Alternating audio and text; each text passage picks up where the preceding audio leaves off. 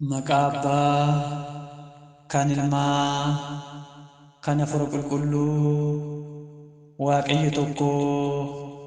Ameen. Amiin. Jaalatamtoota maatii Waaqayyoo kan taatan, Waaqayyoon kan isin jaalatu, isinis Waaqayyo kan jaalattan, maqaa Waaqayyootiin akkam turtanii, akkam iyyoon eegdanii, akkam isaati kana eegdanii. Amiin. Amala isaatiin galateeffatamaa kan ta'e Waaqa waaqotaa, Gooftaa gooftotaa, mootii moototaa kan ta'e maqaan Gooftaa keenya Yesus Kiristoos kan ulfaatee fi kan kabajame nuuf haa ta'u. Maqaa isaa waamnee maqaa ishee dhiisnuti qulqulleettii qulqullummaan, dubra dubrummaan, fayyisaa addunyaa kan nuuf deesse maqaan haadha teenya qulqulleettii dubree maaramee kan ulfaattee fi kan kabajamte nuuf haa taatu.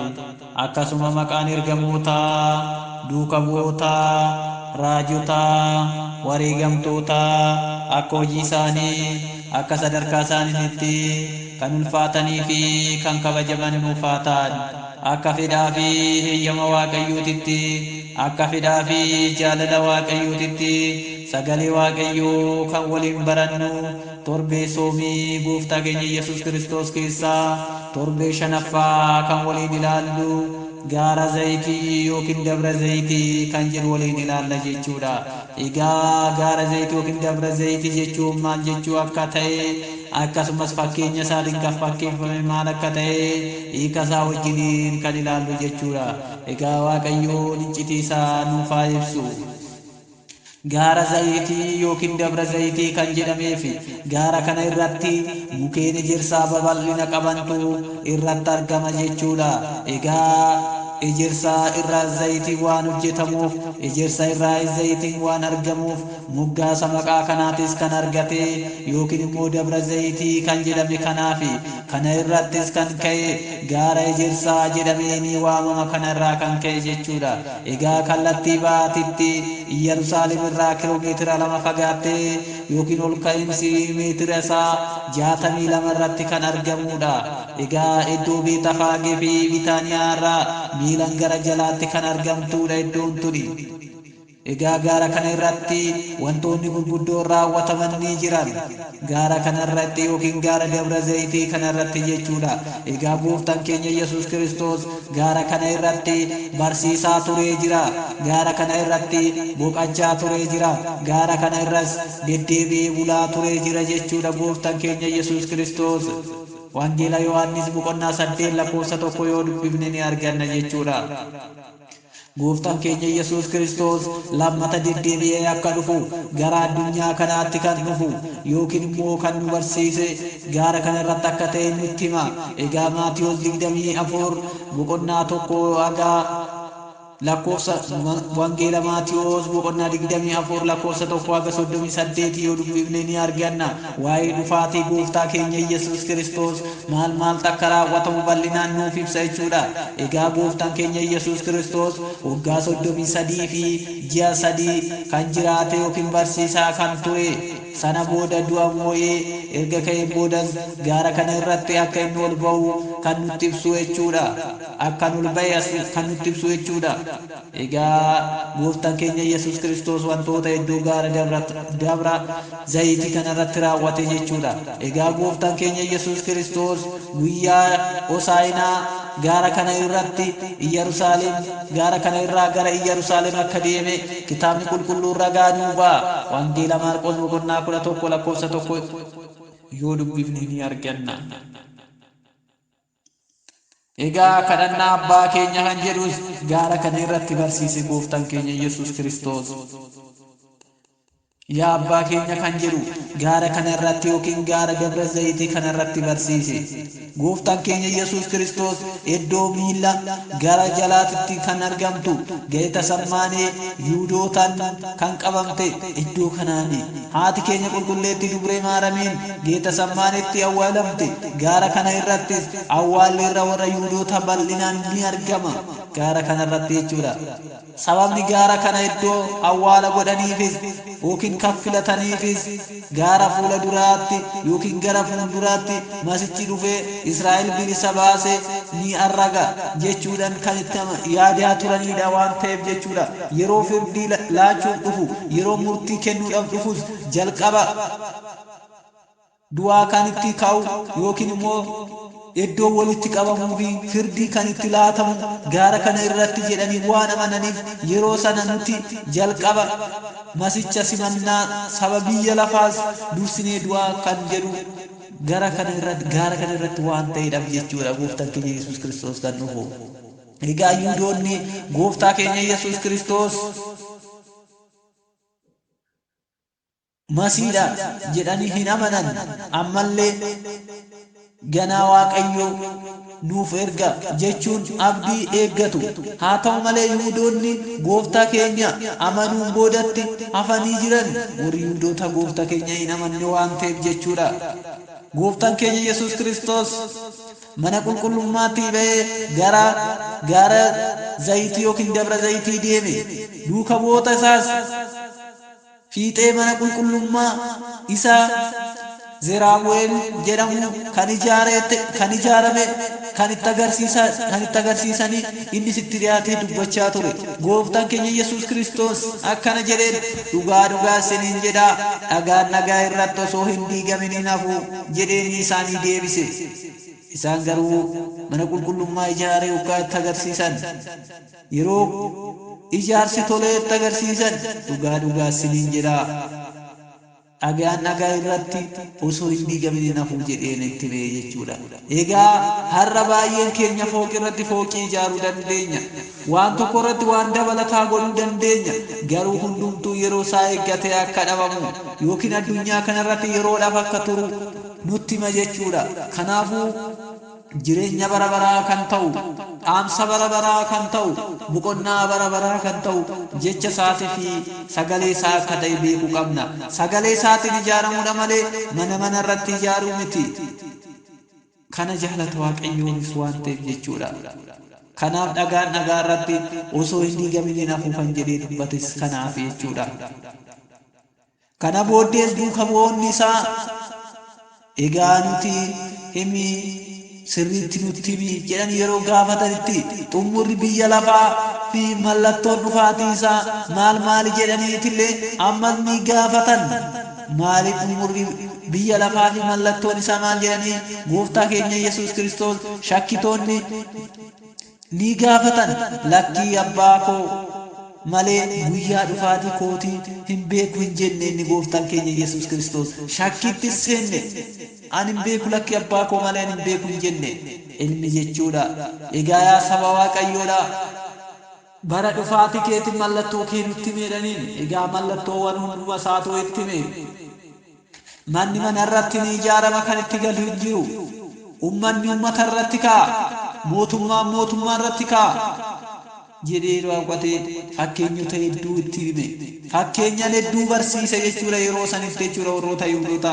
Egaa shakkitoonni caqasa kitaaba qulqulluu irratti barreeffame yookiin wangeela Maatewos boqonnaa 24 lakkoofsa 35 bifa dogongoraatiin hubatanii hiikuun Yesuus guyyaa dhufaatiin isaa hin beekamu jechuu ni jedhu. Kanaanis Waaqayyo ilma Waaqayyo abbaatiin gadi godhanii ni barsiisu. Amanuun garuu gooftaan keenya guyyaa dhufaatii isaa waan beekuuf mallattoo dhufaatii isaa bal'inaan barsiisee jira. Bal'inaanis hubachiisee jira jechuudha. Egaa jechi ilmis jedhu Addaamin malee Yesuus hin argisiisu ni jedhu jechuudha. Egaa asirratti egaa gooftaan keenya Yesuus Kiristoos Addaam lammataa ta'ee gara addunyaa kanaa dhufee jira. Addaam lammataa yookiin Addaam fayyisuudhaaf gara biyya lafaa dhufee jira. Yookiin bifa Addaam yookiin bifa dhala namaa uffachuudhaan balleessaa nuti balleessineen ofii akka balleesseetti ilaalamee jibba nuti jibbamne ofii akka jibbamee arrabsoo nuti arrabsamuu qabnu nuuf arrabsamee kan nuti balleessaa keenyaaf itti gaafatamuu qabnu itti gaafatame rakkoo hedduu kan nuuf nuuf bahe rakkoo hedduu kan nuuf simate nuuf jedheeti rakkoo keenya kanarraa bilisa nu baasuuf jedheeti. Egaa sababni isaas jecha kana irratti kan dubbate gooftaan keenya Yesuus Kiristoosidha. Jecha kana bal'inaanis kan dubbate waa'ee dhufaatii isaatiin bal'inaan dubbate gooftaan keenya Yesuus Kiristoos wangeela Maatiyoos irratti bal'inaan kan dubbate jechuudha. Egaa mallattooleen dhufaatii gooftaa keenya xumurri biyya lafaa kan gooftaa keenya duuka bu'oota isaatti himee jira. Walitti qabamne iddoo sanitti bal'inaan akkamitti akka isaan hubatan itti himee jira jechuudha. Gaara Dabra Zayitii kanarratti jechuudha.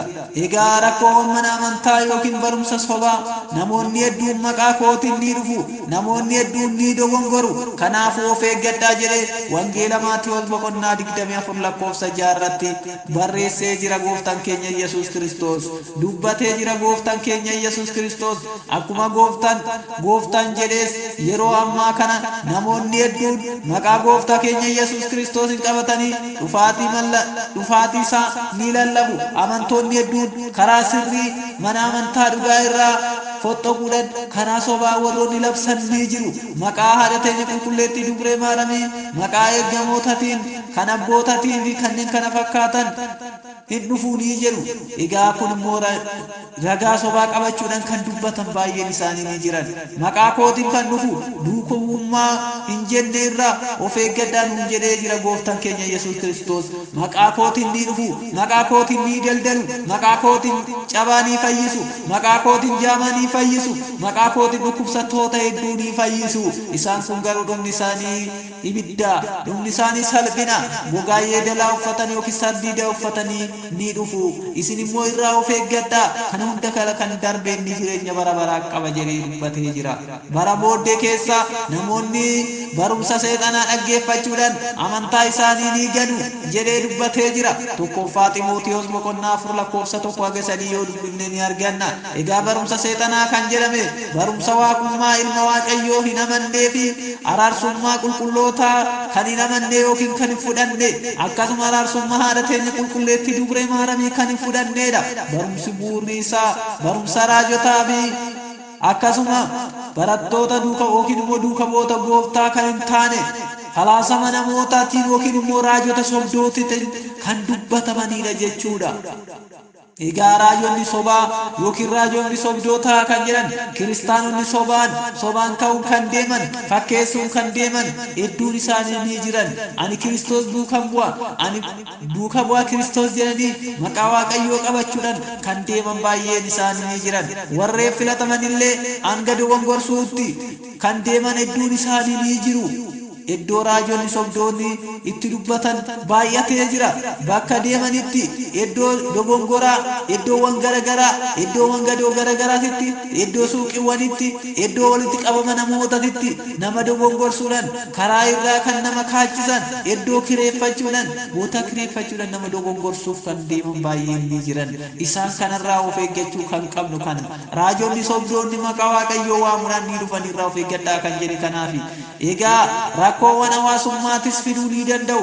Jaalalaan nama qabsiisuudhaan yookiin immoo wanta fedhan foonii guutuudhaan, waan rakkatan namaaf guutuudhaan, mana Waaqayyoo keessa nama baasuudhaan, raajonni sobdootaa dhukkubsatteertaa koo si fayyisa, rakkatteertaa koo rakkina si oolcha jechuudhaan nama karaarraa kan qaban baay'een isaanii ni jira. Akkuma gooftaan keenya Yesuus Kiristoos dubbate ammeenyummaan baay'achuu isaa irraa kan ka'e jaalalli dhala namaa gidduutti ni fagaate jedhee dubbatee jira. Inni tokkos isa kaan biraa du'ee dabarsee kennaa jedheetis ni dubbata kitaaba qulqulluu irratti jechuudha.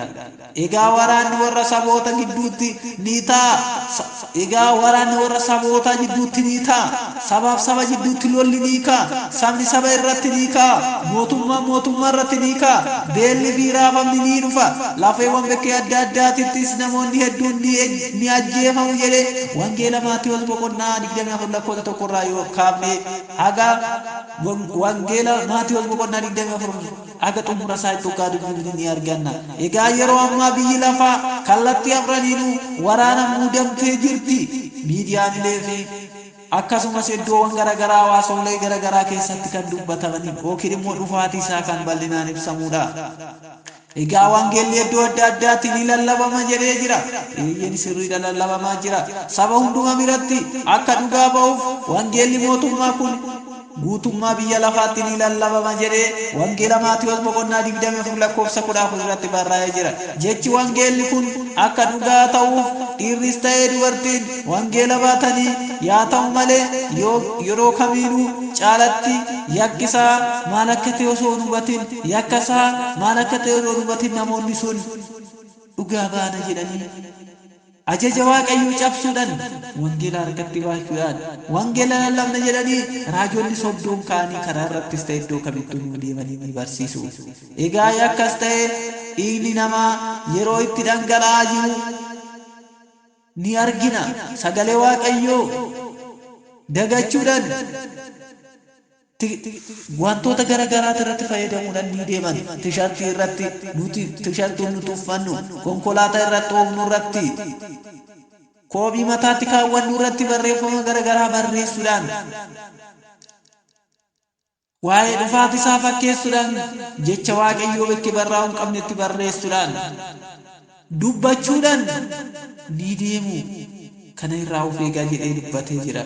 Egaa akka mana Kiristaana Ortodoksii Tawaahidoo Itoophiyaatti yeroo dhufaati gooftaa keenya Yesuus Kiristoositti yaadatamu yeroo hunda yeroo ta'eyyuu keessattuyyuu gaafa Dabra Zayitii fi ayyaana waggaa wal jijjiiran bifa adda addaatiin ni yaadatama. Kanaafuu yaadachuu qofa osoo hin taane qalbii jijjiirrannee yookiin gaabbii gallee gara waaqayyootti deebi'uu qabna. Mallattoo dhufaatii isaa nutti himuuf akka nuti qophoofnu ta'uu qabna jechuudha.